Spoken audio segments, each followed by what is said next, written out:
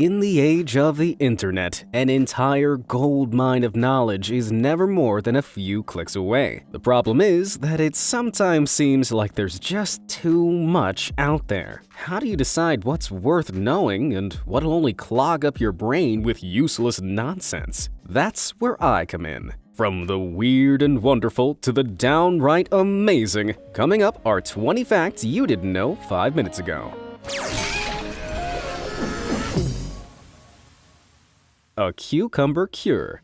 Picture this. You have a first date planned at a fancy restaurant, but when you arrive, you realize you forgot to bring any breath mints with you. And to make matters worse, you've just ordered garlic bread as a side. Fear not, friend. All you need to do is order a side salad with cucumber. You see, fibrous vegetables such as celery and cucumbers boost your mouth's saliva production, which washes away odor-causing bacteria and, in turn, cures bad breath. For a simple hack, holding a slice of cucumber between your tongue and the roof of your mouth for about 90 seconds can help to eliminate nasty odors. And if there's no cucumber on the menu, parsley also has the same odor-neutralizing effect. So just discreetly chew on your garnish and you should be covered. Mysterious fingernail markings. Have you ever glanced down at your fingernails and noticed some bizarre white markings that weren't there before? This kind of discoloration is actually a common condition known as leukonychia. Most of the time, it doesn't signify anything serious, and there are a number of potential causes. The primary reason is as a result of injury to the nail bed, which can occur if you accidentally strike or pinch your nail. Because of the time it takes your fingernails to grow, you might not even recall the injury by the time any white spots show up. Leukonychia can also appear as an allergic reaction to cosmetic products like polish, gloss, hardener, or nail polish remover. Sometimes it can also mean your nails are deficient in certain minerals or vitamins, most commonly zinc or calcium. But unless your entire nail turns white and you experience any pain, these markings will usually go away on their own, so there's no reason to worry. Now that I've got you looking at your fingers, why don't you make them useful by heading on over to those like and subscribe buttons and showing them some love? See that little bell icon? You should totally tickle that too to make sure you're the first to know when I upload more amazing content. Now let's get back to boosting your brains. Say prunes. Before you have your photograph taken, you should expect to hear the oh-so-familiar phrase, say cheese. But back in the day, prunes were on the menu instead. In the 1800s, most people weren't comfortable smiling due to a general lack of good dental hygiene, which meant they didn't have very attractive teeth. Having your photograph taken was also considered a luxury and was treated with a good deal of seriousness, meaning a big, cheesy grin was seen as childish. So, photographers in British studios in the 1840s told people to say prunes to keep their mouths taut instead. And that predates today's fish-faced pout by about 180 years. By the mid-20th century, photography had become much faster, cheaper, and more casual. Plus, people had better teeth. So when Kodak started making cameras in the US, which ordinary people could afford to buy, they marketed them with photographs of smiling faces. Former ambassador Joseph E. Davies was the one to come up with the idea to say cheese as the perfect formula for an instant smile. And the rest is history. A flaming hot invention. In 2019, Flaming Hot Cheetos were declared America's favorite snack brand for the third consecutive year. But what if I told you that the super addictive snack nearly didn't exist at all? In 1976, 18-year-old Richard Montañez was hired as a janitor at a Frito-Lay plant in Rancho Cucamonga, California. The position paid $4 an hour with benefits, and Montañez's wife filled out the application for him because he struggled to read and write. While on the job, Montañez noted that a broken machine on the Cheetos assembly line had spat out a batch of plain Cheetos without the cheese powder dust. Montañez took the Cheetos home and dusted them with chili powder. He credits the idea to a favorite snack, grilled corn dressed with lime and chili powder sold by a local street vendor. Montañez first pitched the idea to former PepsiCo CEO Roger Enrico over the phone and was given 2 weeks to prepare a presentation to the executive suite. Of course, it was an instant hit. Montañez went on to become an executive vice president at PepsiCo North America and is now a best-selling author and motivational speaker. What an inspiration! Chalk the difference. If there's one thing Americans and Europeans will always bicker over, it's chocolate. If you've sampled both sides, there's no denying that chalky tastes totally different across the pond. But why? The simple answer is different regulations. Firstly, European chocolate is technically creamier because it requires a minimum of at least 14% dry milk solids, while the minimum amount in the US is 12%. Euro chocolate is also slightly richer because it's required to contain at least 3.5% milk fat compared to the 3.39% needed in the US. What's more, European chocolate is, well, just more chocolatey. That's because it also has a higher requirement for cocoa content, which gives bars their deep flavor. But that's not the only reason why Europeans love to hate American chocolate. You see, Hershey's also uses a special ingredient that sets it apart from the rest: butyric acid. This ingredient makes the chocolate last longer on shelves, but also gives it that tangy flavor that many foreigners find off-putting. Does that settle the age-old Hershey's versus Cadbury debate for you? Let's start a healthy discussion about this unhealthy treat in the comments below. Which brand of chocolate do you personally prefer? And if you can think of any other foods that taste different in your country, go ahead and let me know. I'm genuinely interested. Let's get back to the facts. Dunce caps for smart people. At one point in the Middle Ages, the dunce cap we now associate with idiocy and punishment was actually a symbol of respected scholars. It all began with master philosopher and metaphysical thinker John Duns Scotus, whose name later lent itself to the phrase dunce cap. Scotus was a proponent of the use of pointy hats, believing they would somehow act as a reverse funnel for knowledge, with wisdom flowing into the pointed tip and spreading to the brain below. These hats were also popular among his followers, known as dunsmen, and therefore became a signifier of high intelligence. But by the mid-16th century, popular thought had begun to turn against Scotus, and the dunsmen came to be associated with idiocy instead. Naturally, their pointy hats were adopted as a symbol of stupidity and found their way into elementary school classrooms, where they were used to traumatize and humiliate kids until the late 1950s. The Spanish Eiffel Tower.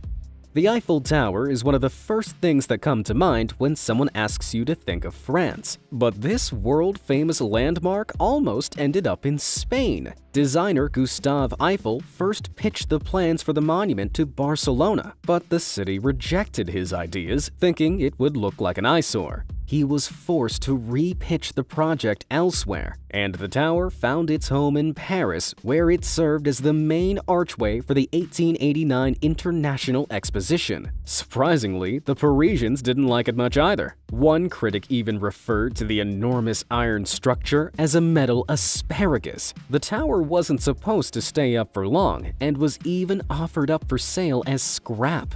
It was only spared because the French army found that its 984-foot height worked pretty well as a communications tower. Thankfully, this famously hated sculpture has since survived to become one of the world's most well-loved landmarks. Who needs kneecaps? Did you know that a baby's body has about 300 bones at birth compared to the 206 bones that adults have? Over time, the process of smaller pieces fusing together reduces the number of bones in the body. One seemingly crucial thing babies aren't born with is kneecaps. Instead, babies are born with a piece of cartilage that will eventually become a bony kneecap or patella. Cartilage, which can be found in the nose, ears, and joints, is flexible and gives structure where it's needed in the body. Most children's kneecaps began to ossify, that is, turn from cartilage into bone, between the ages of 2 and 6. Often, several pieces of cartilage will begin to harden into bone at the same time until the kneecap is one complete bone by the age of about 10 or 12. Being born with kneecaps could actually make the birthing process more difficult, or could even result in birth injuries because bone is rigid and less flexible than cartilage. Isn't the human body smart? Space booze. Drifting 10,000 light-years from Earth in a constellation far, far away is a massive cloud of alcohol. The cloud, which was discovered in 1995 near the constellation Aquila, is 1,000 times larger than the diameter of our solar system. What's more, it contains enough ethyl alcohol to fill 400 trillion pints of beer.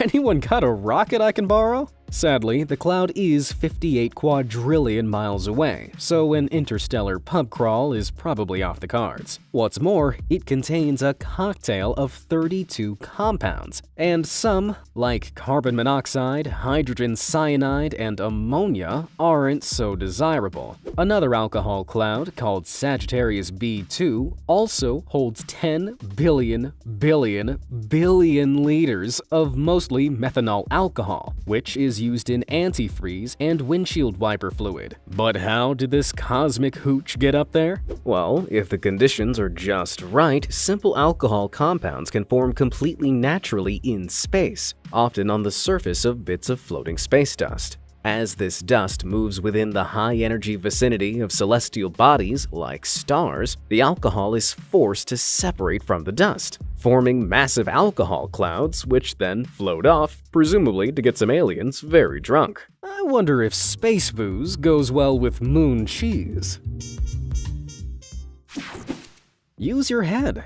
How many times have you parked your car in a parking lot and walked away only to realize you forgot to lock it? Instead of retracing your steps towards the car until it's in range, there's one simple way to reach your car from further away. Hold the metal key part of your key fob against your chin, then press the lock button. You might look slightly weird while doing it, but you'll be grateful when it saves you a few extra steps. The trick works by turning your head into an antenna, according to Silicon Valley radio engineer Tim Pozar. With all the fluids in your head and the electrical currents flowing in your body, your noggin ends up being a pretty decent conductor. It won't work across great distances, but using your head can actually extend the key's wireless range by a few car lengths.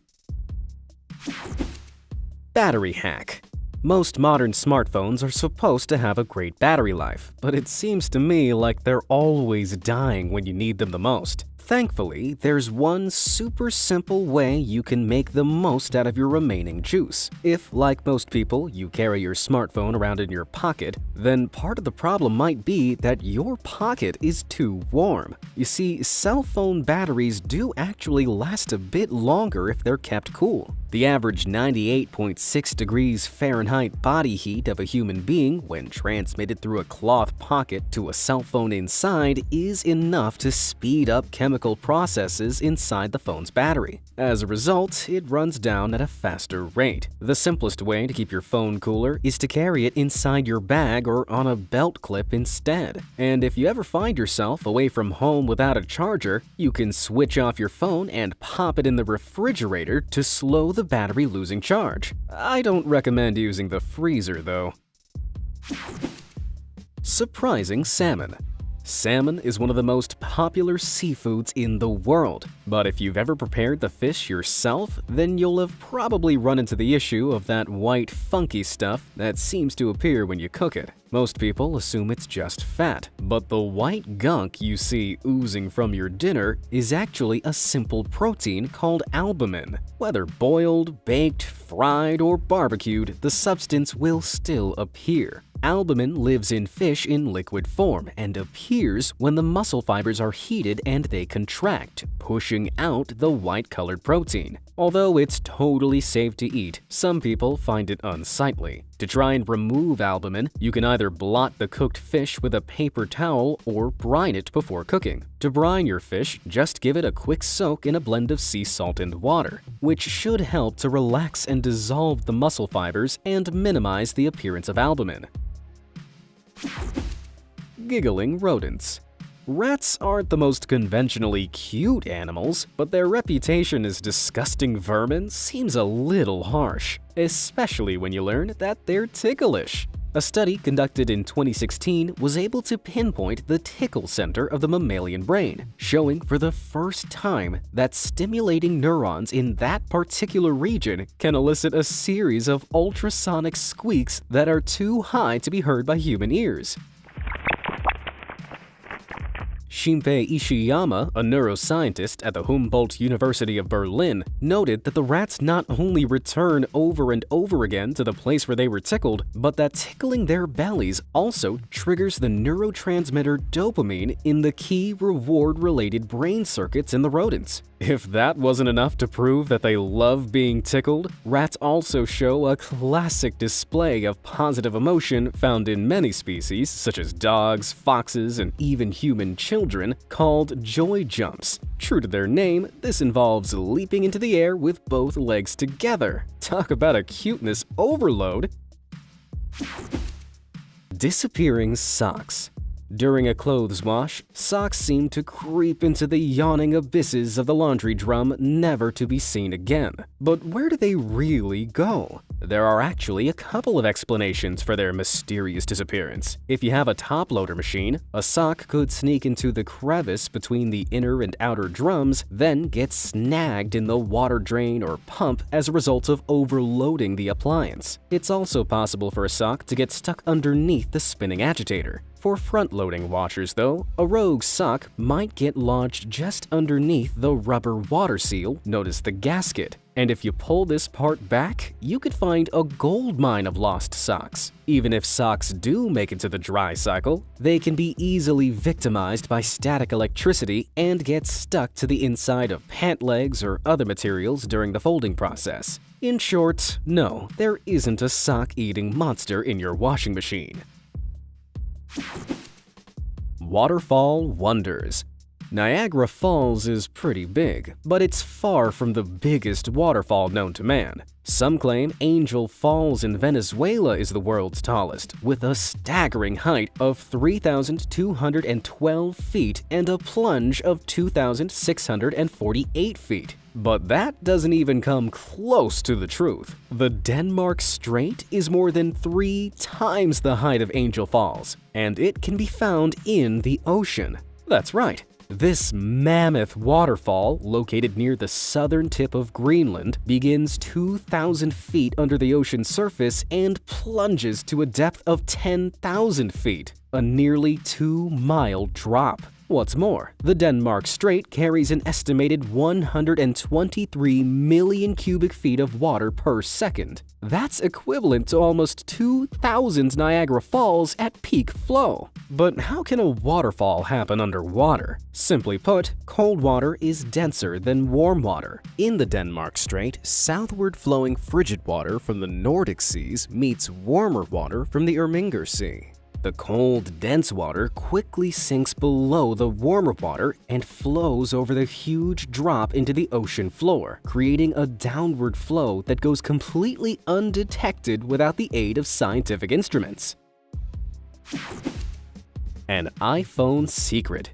Apple's newest set of iPhones come with a whole array of new features, not to mention a hefty price tag. But there's one thing that sets the iPhone 12 Pro and Pro Max models apart from their predecessors. In addition to the 3 super-powered cameras, look a little closer at the back of the phone and you'll notice an inconspicuous black dot in the bottom right corner. It's completely flat to the touch and pretty easy to miss on first glance. But what is it? It's officially known as a LiDAR scanner, which stands for Light Detection and Ranging. This is a radar-related method for optical distance and speed measurement, which uses tiny laser beams that can't be perceived by the human eye. A LiDAR scanner determines the distance between itself and an object by monitoring how long it takes a laser to bounce back. By sending hundreds of thousands of light pulses every second, LiDAR scanners can accurately work out distance and object sizes over small distances. The data can then be used to construct 3D models of any environment. So whether you're an architect drawing up building plans, an archaeologist creating real-time 3D maps, or a gamer who loves augmented reality, this swanky new scanner could revolutionize the way we use our phones. Old school sunglasses. Sunglasses, as we know them today, were first invented sometime in 12th century China. The primitive frames were a crude slab of roughly shaped smoked quartz made to block out the sun. The darkened lenses were only available to the very rich. They weren't vision corrected and didn't offer protection against harmful UV rays. But they did help to hide emotions from others while talking. This was particularly handy for Chinese judges at the time, who routinely wore smoke-colored quartz lenses which allowed them to conceal their true feelings and seem emotionally detached while questioning the accused. But centuries before Chinese judges found a use for sunglasses, rudimentary snow goggles had been used by Inuit and Yupik communities. These snow goggles would be made from driftwood, ivory, or bone with a slit cut into them and protected the eyes from sunlight reflecting off bright white snow. I guess they had permanent cinemascope vision too. No fancy riding.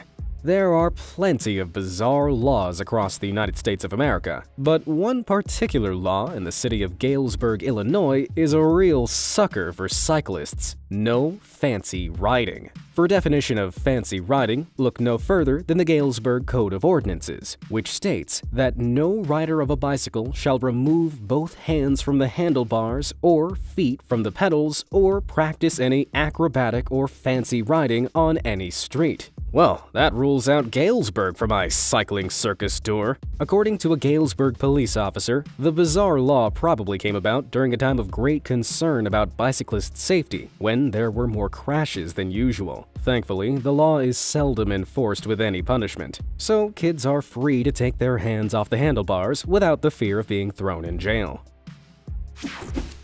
Life-saving foil seals.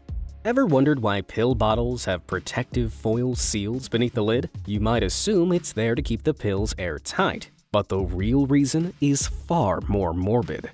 On September 29, 1982, Mary Kellerman took a Tylenol for a cold. A few hours later, she was dead. That same day, Adam Janus died in exactly the same circumstances. When his brother and sister-in-law visited and developed headaches, they took Tylenol from the same bottle, and both perished within the next 2 days. In the days that followed, 3 more people suffered the same mysterious fate. By early October, investigators discovered that the pills the victims took were laced with cyanide. Over 31 million bottles of Tylenol were recalled, and a couple more deadly bottles were found on shelves in the Chicago area. Someone had taken the bottles off the shelves, put cyanide into the pill capsules, and then placed them back. The criminal was never caught, but the following year, U.S. Congress published the Tylenol bill, making it a federal offense to tamper with consumer products. And in 1989, the FDA established federal guidelines for manufacturers to make all such products tamper-proof, which included protective foil seals.